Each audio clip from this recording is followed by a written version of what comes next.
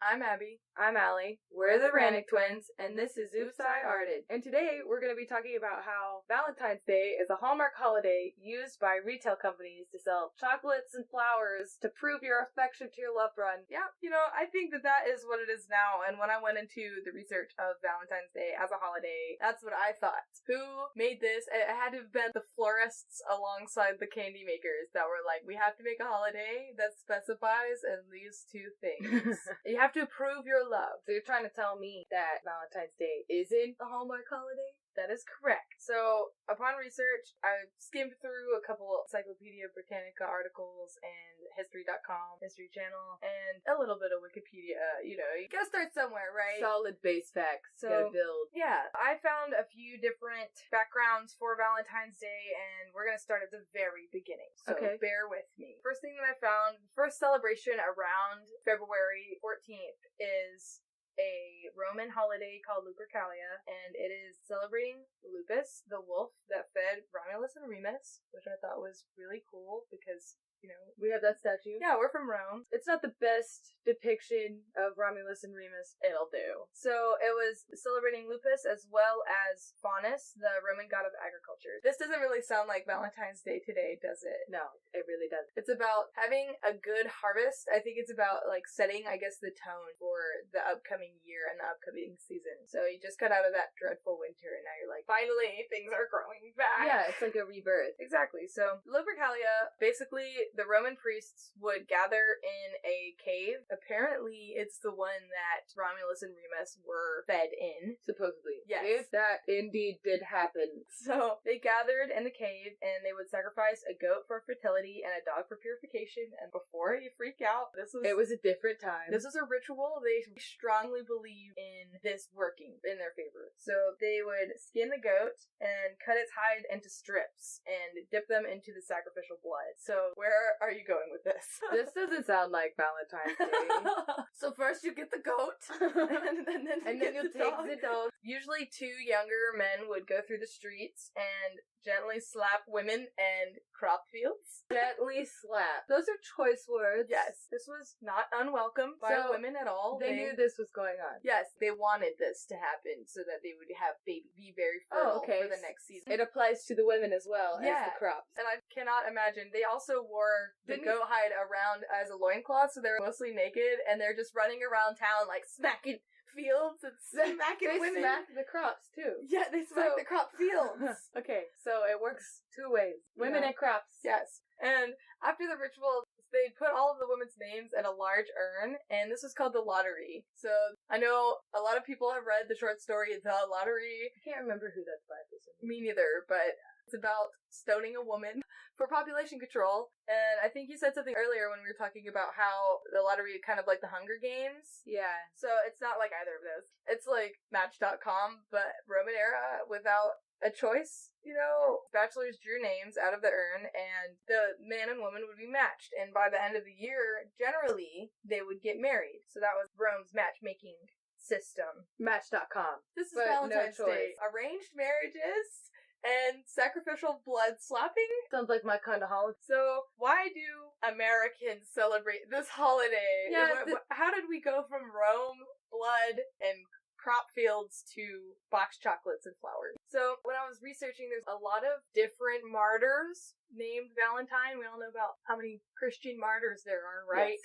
So, there were a lot named Valentine. I'm sure many of them can name.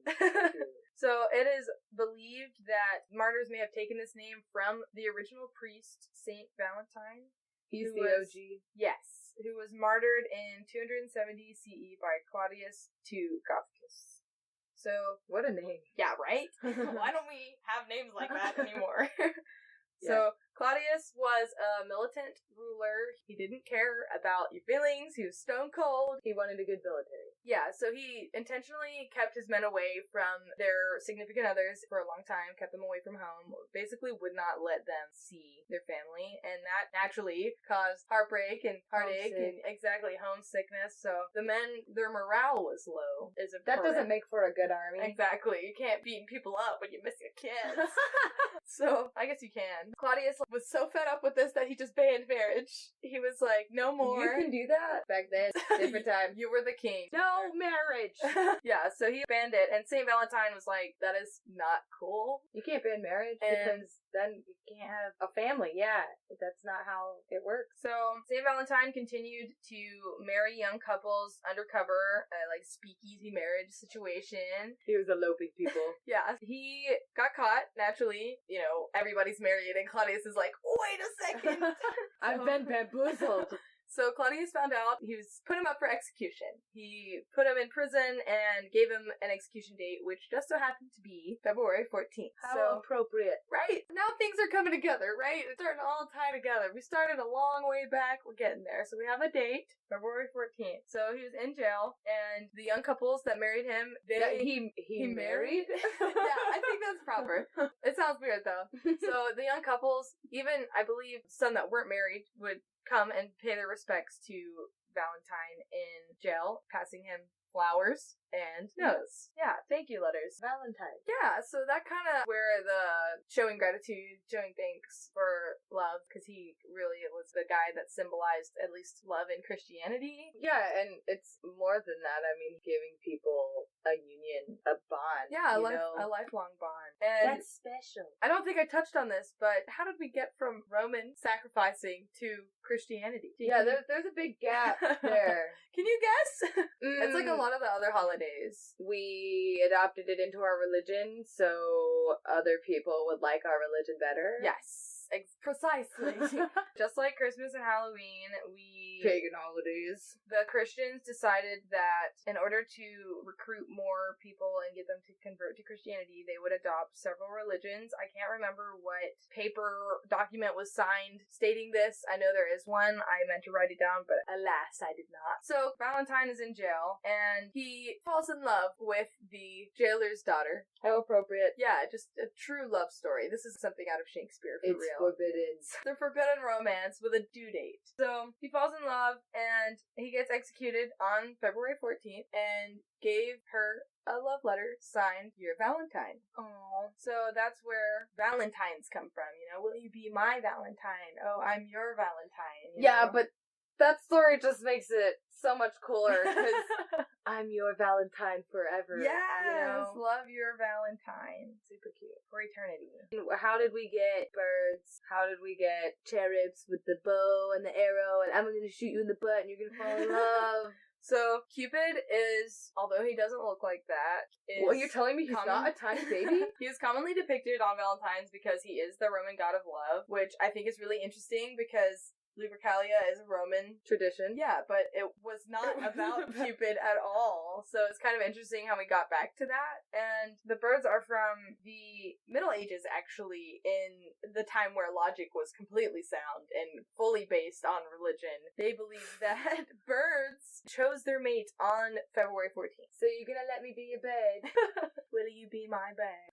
And then they, die of the plague. So I feel like Your Valentine is kind of still used, but I thought of, will you be my Romeo? Yeah, it's kind of taken a new form lately. And speaking of Shakespeare, it was also common during the Middle Ages to recite prose to somebody that you love in poetry. So that might explain why we've got the little couplets on our Valentines that we used to give in grade school. Exactly. And I was looking at actually a few vintage American Valentines from I think around the 1920s, and they all had rhyming words on them. It wasn't as simple as it is now. I'm a sucker for poetry. Yeah, it's really cool. You should look it up. Vintage Valentines are cool if you like art and good poetry. I'm not saying that Roses Are Red, Violets Are Blue is not a total hit. And as far as hearts go on Valentine's Day cards, I don't know where the heart shape came from. I should have done some research on that, but that wasn't what this was about. This was proving to you that Valentine's Day is not a Hallmark holiday. I will not believe it. I will not stand for this. I think that now it has turned into a Hallmark holiday. I definitely think that commercial retail stores make bank off of box chocolates and $50 stuffed animals. Alright, if you don't have anything else, I have a piece of Valentine's Day trivia! So, this is one of the most interesting things that I found on Valentine's Day. This is what you got. Alright, hit me with nugget. So, Valentine's Day is the most common wedding anniversary in the Philippines. And it's so specific. Thousands of people get married every year on Valentine's Day in the Philippines. You only have one holiday to take care of instead of two anniversaries. Yeah, always remember that anniversary. Alright, are you ready for these dumbest Hallmark holidays? Yeah, let's hear some real Hallmark holidays. Yeah. So the first one is Sweetest Day, and it is celebrated third Saturday of October. It's like Thanksgiving. Yes, I hate those kind of holidays. You never know when it's gonna be. So I don't even know what you do for this holiday. I think it's just a candy company's ploy. Be like, you are my sweetest. Here's some chocolate for my sweet. I can buy some it. I can buy for my it. sweet. I can buy into it. So the next one is Tax Day. They somehow managed to turn Tax Day into a Hallmark holiday. They sell cards for that. I have seen this on calendars. Could you imagine getting a card? Sorry, your refund wasn't as much as you thought it would be. Congrats, you did your taxes. National Boss Day, which just sounds like, hey boss, you're the best boss ever. I hope you consider me for that supervisor position I've been begging for the past 3 months. Yeah, here's a Starbucks gift card. I know you live right near one. Ooh, that's how you get it. Alright, and this is what we're celebrating this year instead of Valentine's Day, because this holiday falls on Valentine's Day. You ready? I am totally ready. Ferris Wheel Day. That's right. I love it.